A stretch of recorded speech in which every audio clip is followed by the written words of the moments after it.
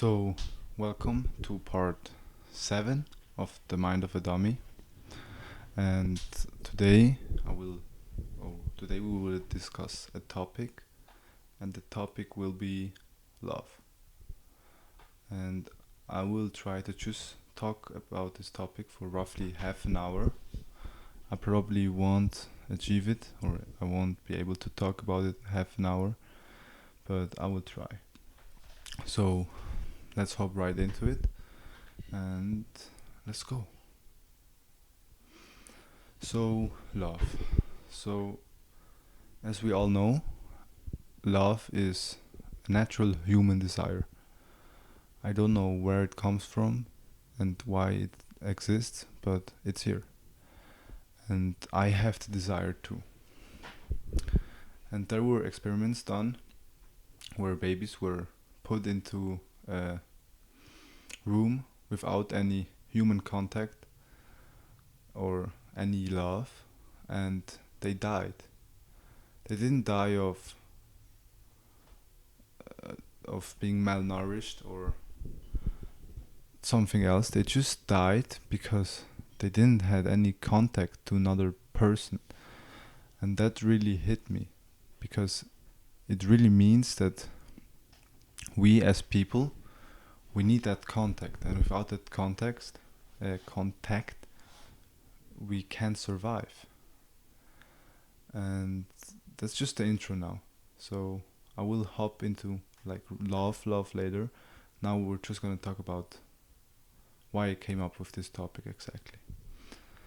And me personally, I've been in one relationship. It ended, and I had one situationship, you can call it, and yes, so we'll go through it chronologically. I believe it's spelled like that, just from the start to the beginning. So, actually, let's go really from start. So, first grade, 7 years old. I always had a crush on this one girl. I won't say out names, but I will just tell the story. And I always had this crush on this one girl, and eventually, she moved to another country, and it didn't really bother me. But I think that was the first time that I felt attracted by someone. I was really young. I didn't know what it meant. But I know I probably felt it for the first time then. And then I didn't feel a lot for the next 2-3 years, because I think she left at second grade. I don't really remember. Or did she move away? No, she didn't move away. We just changed classes, and then I never talked to her again. But silly me, someone else sparked my heart.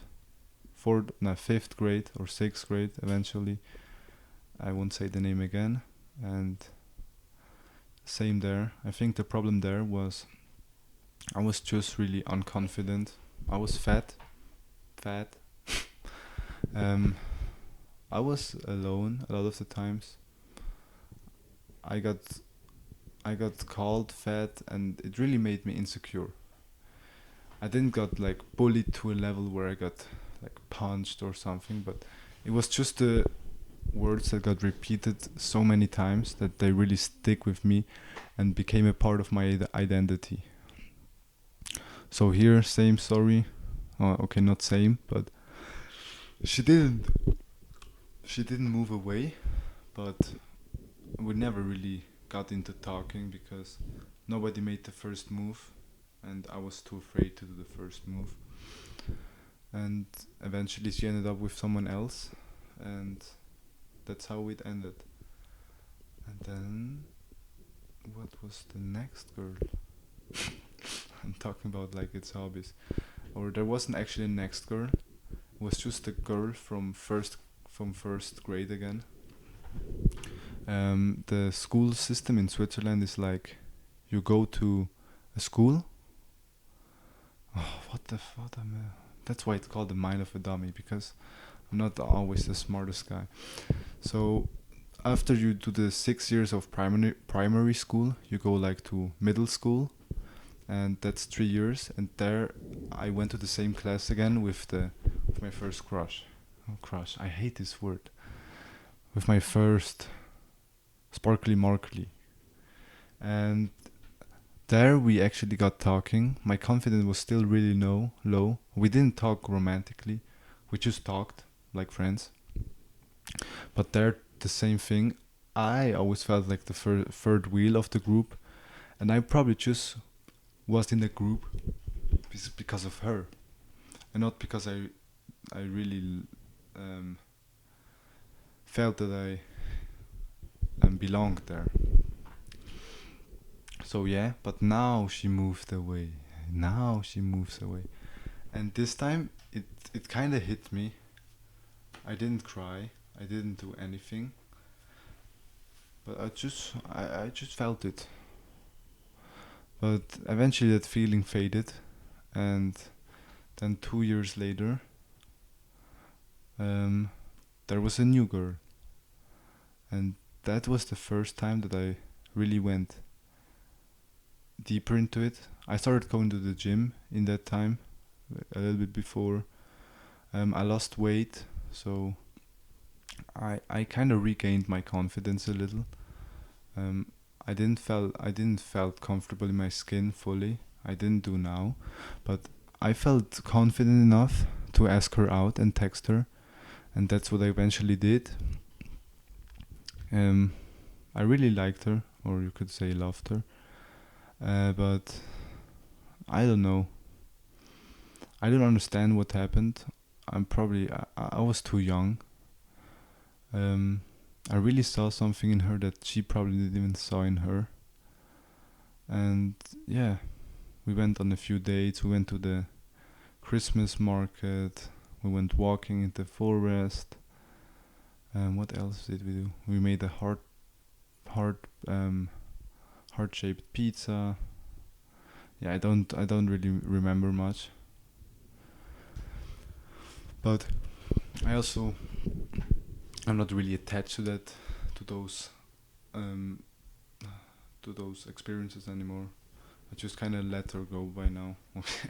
It's been like 4 years, 5 years. So, but after the breakup, we never became a couple. Not because I was too afraid to ask, or maybe I was, but also because something was off. I don't know what was off, but something felt right. Something didn't felt right at some moment. Like she barely had time, or I don't know. That's something I still think about nowadays. How do I know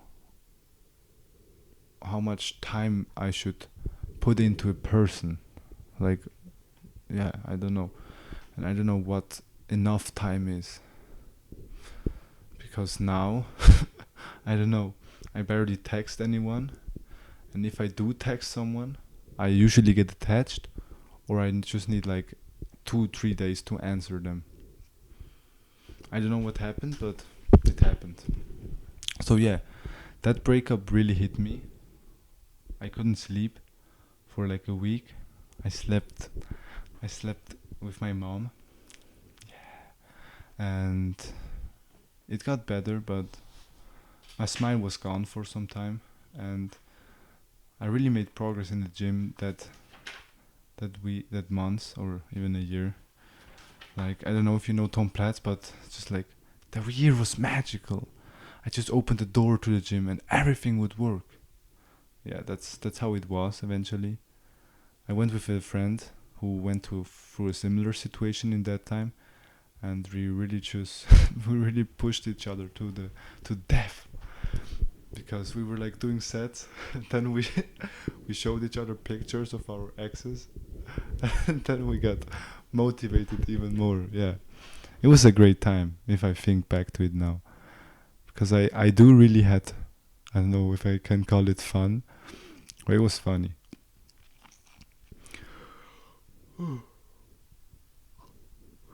Yeah. And then, yeah, I started working or apprenticeship, and in the first no in the second year or in the first year of my apprenticeship, nothing, because I was still healing. And in the second year, a girl wrote me again, and this was my first relationship now. So we went out, it clicked. At the beginning I wasn't really sure, but I thought to myself, I'll give it a try because she seems nice. And eventually I fell in love. Um, it wasn't like the first time, though, because the first time, I don't know, it was different. It was like I was obsessed, and the second time I wasn't obsessed from the start. I more became obsessed. Oh my days. And yeah, eventually we went out a lot. We had our nights. We had fun, and it was nice. But at some point, I don't know, something happened, and we grew apart, or maybe just our futures weren't properly aligned or something. I don't know. I don't want to say I'm glad, or I'm gonna say I'm glad that it ended, because deep down I knew that it wasn't good for me, but I just stick to it. And from that relationship, or from those two, from the relationship and situationship, I now learned a lot, like really a lot. And I'm glad I could have made these experiences.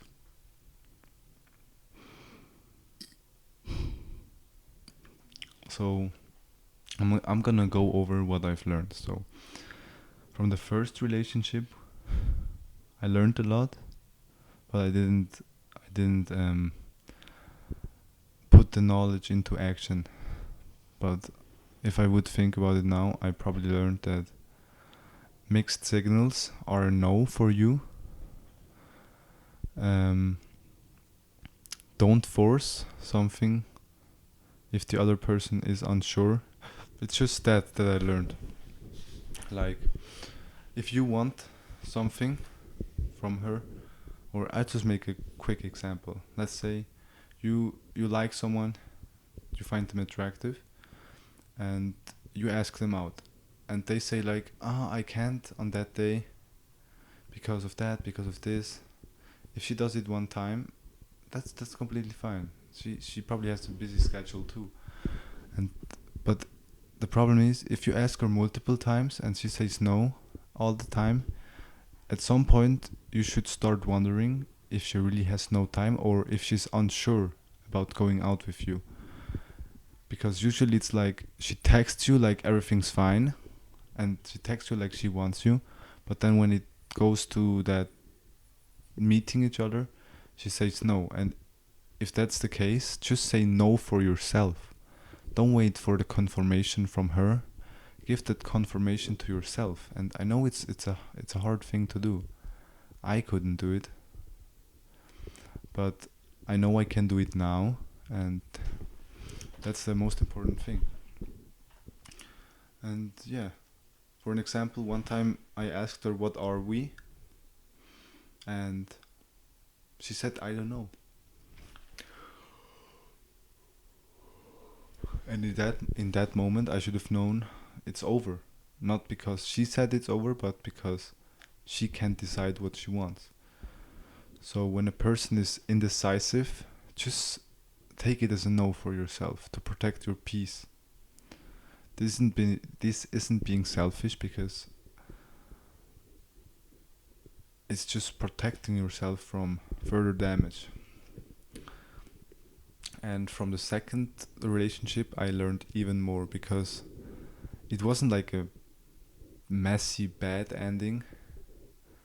It was just like it was a weird ending, because on the last day I saw her, and I I haven't seen from then. Um, we actually we went outside, and she told me, "I want to break up." and I was like trying to convince her to stay, and that's where I also that's where I take a big lesson from this. Like if someone says I want to break off with you for the if the next girl that will come says that to me, I will just say immediately, okay, I won't argue, because even just that thought of breaking up is enough for me to start saying no, because it means that she's indecisive of what she wants, and I don't want a person that doesn't know where this relationship should go. I want a person that really tries, and if she notices that the relationship is falling apart, she should talk to me and say like, I feel like something's off. Can we talk about it? And then we'll discuss it, like what's off, why is it off, can we fix it, and stuff like that. Like I want to talk it out, because I believe in one person, one love, and I really stick to that, because that's just me. And yeah, I want to talk it out, and if it's not possible, and for sure that's sometimes the case, because your partner needs to you need to have similar path, no, similar, yeah, similar is not same, you have to have similar paths. And I think more importantly is you both need to be able to cooperate, and what's the other word, not not advertise, how is it called, no, yeah, firstly you need to prioritize yourself also in a relationship, and you need to be able to take compromises, because you are two persons, two individuals that need their, I don't know, their time for each other, even if you love each other, and you need to be able to understand them and trust them. So from the secondary relationship I learned really trust is key in a relationship. Then um, you have standards, and don't lower your standards for someone to stay. And the third thing is love isn't enough always. Yeah, I think I didn't fully talk, I didn't fully finish the story. So we went outside, and on our last day, or actually in our last seconds, we said I love you, and we gave each other a kiss, and that was the breakup. Worst breakup ever. Nah, it was alright. No, I mean it hurt, but I'm over it now. I learned my lessons. Um, for now, it's a great thing that it happened, because I'm really finding myself now, or I'm just following my path that I already was going back there, but I just found some more answers. I just accepted that there will come no answers for some questions. That's the better thing said. And yeah, so if you're going through a similar situation, try to go at it for one time without emotions, and really reflect or analyze the situation, and analyze what's good, what's wrong, what can I do, what can we do, more importantly, what am I willing to do for this person, and more importantly, what is she willing to do. And it needs to be in balance. If you are willing to do everything for her, but she isn't willing to do anything for you, then it's an imbalance. And an imbalance is a reason to firstly talk about the imbalance, but secondly is to probably separate your ways. It sounds a little it sounds a little bad. It isn't that easy, but you just will feel bad, because you'll always take time for her, and she will never make time for you, and you'll feel worse and worse and worse every day. And that's what I mean with lowering your standards. Know who you are, and yeah, I don't know what I have to talk about more. How long is this recording thing? I don't know. I don't see a time.